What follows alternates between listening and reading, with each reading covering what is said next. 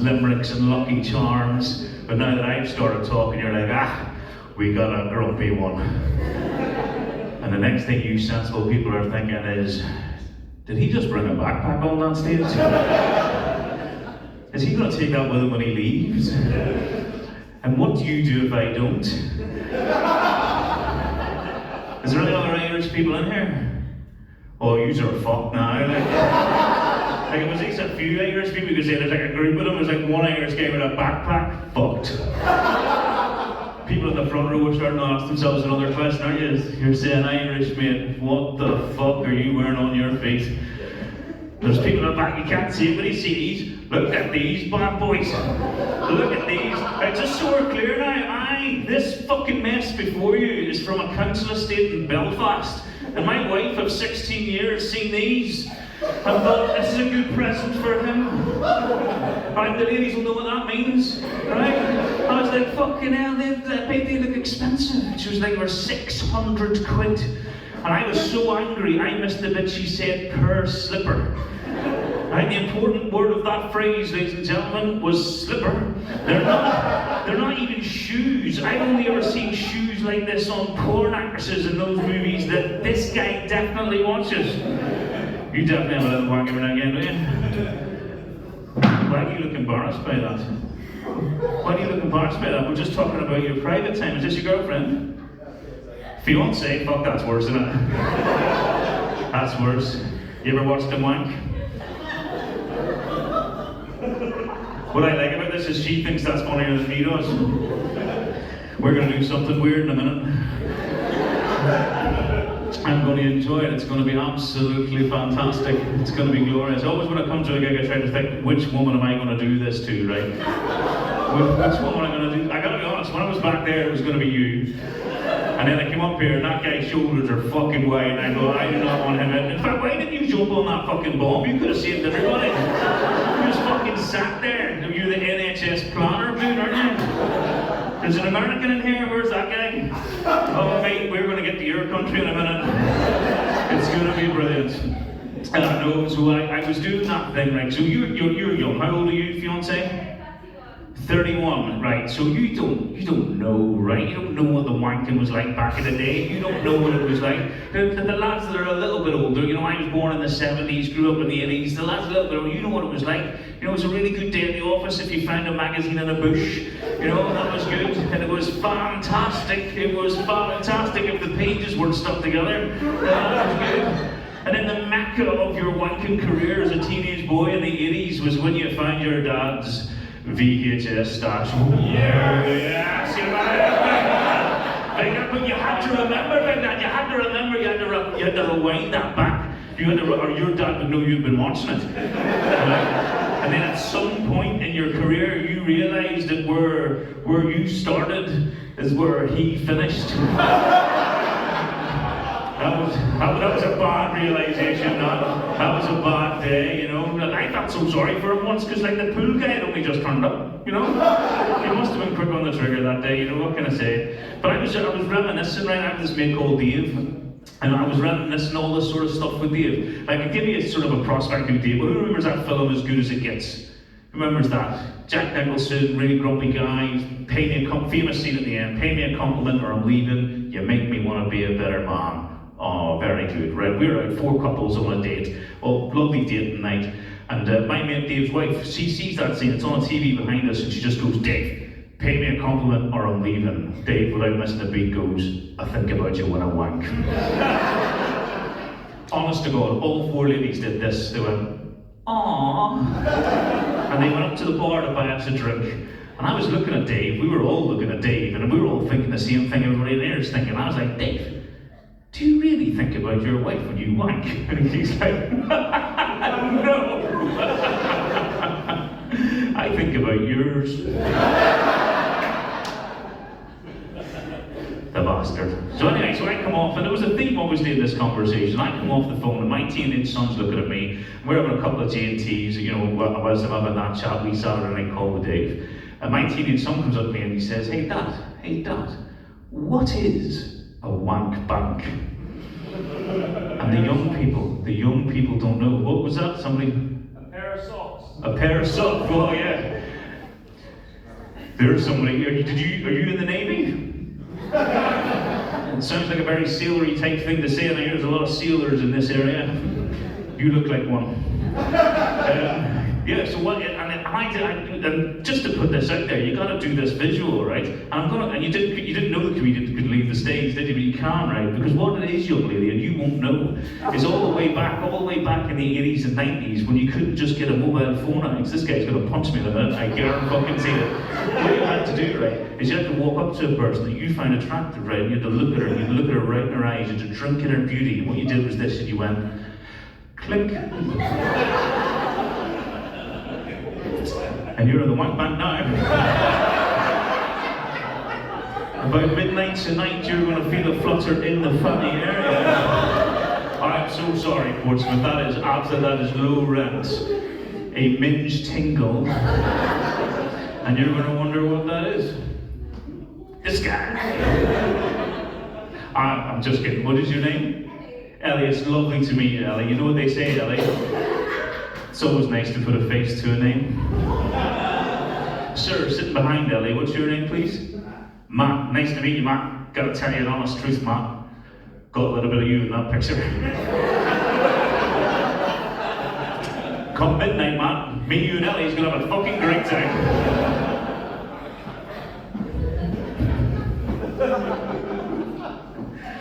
You're not supposed to think that's as funny as that is. This is the woman you're going to spend the rest of your life with. And I'm going to spend 2 to 3 minutes at midnight with. That's horrible. That's horrible.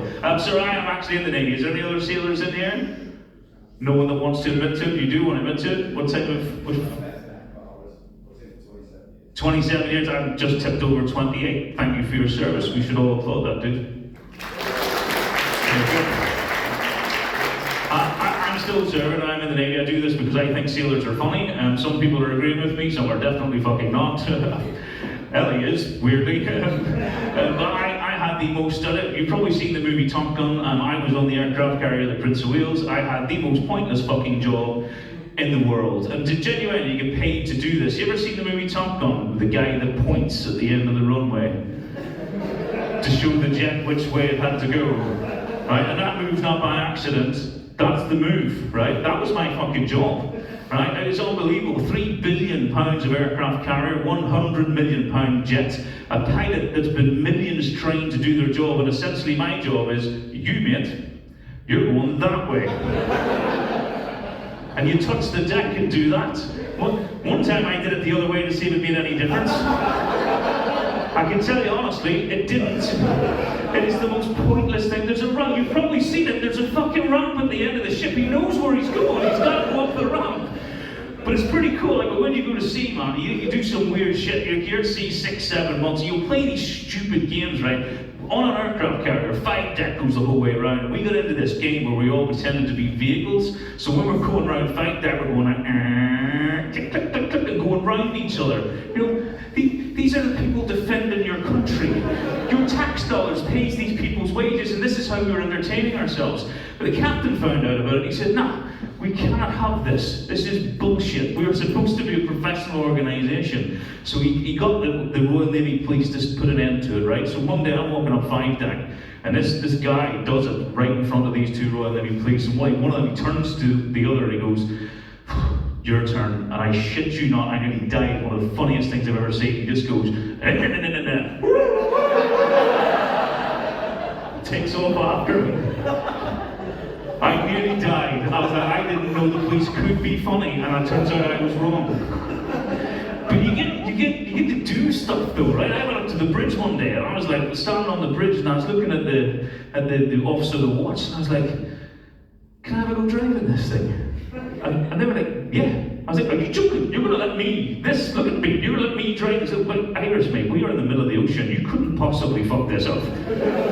I'm like, hold my beer, let's get after it. So I'm sitting there, I'm sitting in the seat, and then for an aircraft carrier, the steering wheel, it's tiny, and like that was a little bit of a letdown. So there's a young lady in the chair, she became my supervisor for this evolution. Like 5 minutes in, she starts laughing. And I was like, "Are you laughing at me?" And she was like, "Yeah." I said, "Why?" She said, "Every time we go left, you go wee. Every time we go right, you go woo." To put it in context, she was 19. I was 45. It was insane, but we were on our way to America. We're with you now. I know there are some pretty stupid people in the UK. Like, I'm from Belfast, we have our own special select fucking team, but Jesus Christ, when you get to your country, like the news in your country is pretty fucking wild, right? So I'm in Times Square, and I've been in 93 different countries in my life. In 92 of them, that thing that you have, the hustle and bustle of travel, you know, you sip the beer and you go, I have arrived. You know that thing you do? You did it tonight and you sat down with your beer, ready for some comedy. Every country apart from his. You know why? It's the news. The news in the country is insane. I'm sitting in Times Square early afternoon, look up at the TV, and the TV, I was like, oh yeah, I'm in America now. Drunken monkey terrorizes neighborhood. And I was like, turn this, sorry? No, it happened in Florida, mate, but that's how TVs work. Almost like proving my fucking point. You fucking hell. Can you look like you are educated. If I go too fast, you fucking slow me down and you sort him out, alright? So that was, I got him to turn it up, and that was what the news was. It was about a monkey that had escaped from a zoo in Florida. For fuck's sake, and had basically found a beer, got drunk, and was running around a housing estate slapping the shit out of people. I was like, this is fucking amazing. And then animal control turn up, they put it in a cage, that goes on the screen. Fucking monkey was dressed like a sailor. And because it's America, you could pay $20 and go and sit with the monkey. I did it 3 days in a row. His name is George, to this day, smartest American I've ever met. And I can tell you, right, because later on that night, what happened is my nickname, I think you figured out it's a nickname, right? You don't think I was christened Irish, hopefully, right? So this guy comes up, because my mate goes, oh yeah, Irish mate, do you want a drink? I said, yeah, I'll have a pint of Guinness. And this American dude comes up to me and he goes, why do they call you Irish? And then proceeds to do that thing where, of course, he is Irish, because apparently at some point in the history of his life, an Irish person touched the cat that licked him that made him Irish, or whatever the fuck. Like, I have no idea. He says he's 16th Irish. I don't even know what the fuck that means, but okay, happy. But I was a little bit drunk and I got a little bit annoyed. And I was like, come on, mate, you couldn't pick Ireland out on a map. Your country is so vast, you don't even know it that well. And he goes, test me. You're like, fine, name 2 states beginning with P. 2 states beginning with P. Pennsylvania is the first one. Yeah, it's because there fucking isn't one, dickhead. And there isn't, but what I forgot about Americans is that they are the most beautifully patriotic people on earth. And when they're trying to figure out, there's a bunch of blokes who've never even met each other before, trying to figure this out. And eventually they gave up and said, Irish mate, you've got us. We don't know. And I was like, okay, the answer is Pearl Harbor. And he said, Irish mate, Pearl Harbor is not a state. It was when the Japanese left it. You will be happy to know that man punched me so hard, I can still feel it now, and it was 20 years ago. It was insane, and as a matlow, that is not, I was an AB at the time, so right at the bottom of the tree, that is not how you want the captain to find out who's on his ship. Walking down 3 deck the next day, the captain sees me, my shiner, and he goes, you must be Irish. I was like, yes sir. He goes, 2 states beginning with P? I was like, uh-huh. He goes, dickhead. Like, Roger, not a good moment for me. So you plan to have kids? You gonna do that? Is it too soon? I feel like this is an intervention now. Perhaps you maybe need to learn how to talk the English language before you have kids, shit, mate. But no, I have 3 kids. Kids, you beautiful couple here? No.